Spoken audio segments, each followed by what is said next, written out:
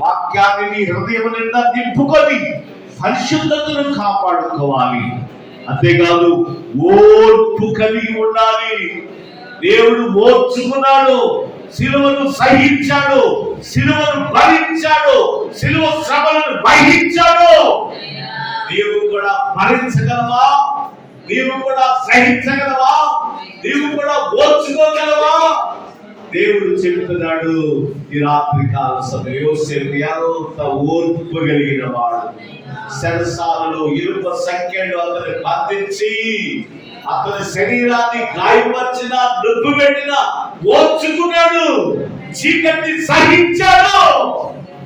మనం కూడా సహించాలని, ఓర్పు కలిగి ఉండాలని, నమ్మకమైన వారిగా ఉండాలని, జీవితంలో విశ్వాసమును కాపాడుకున్న వారిగా ఉండాలని, భ్రష్టలు కాకూడదని, భ్రష్టత్వం నుంచి విడిపించబడాలని, మనం పరీక్షించుకోవాలని వాక్యం చేత హెచ్చరించబడుతున్నాము, వాక్యం చేత ఖండించబడుతున్నాము, వాక్యం చేత పురికొల్పబడుతున్నాం. ప్రభువులో దేవుని బిడ్డలారా, ఈ వాక్యాన్ని బట్టి ప్రార్థన చేద్దాం. మహాపరిశుద్ధుడు, ప్రేమ కలిగిన తండ్రి, మీకు వందనాలు, కృతజ్ఞతాస్తుతులు, స్తోత్రములు.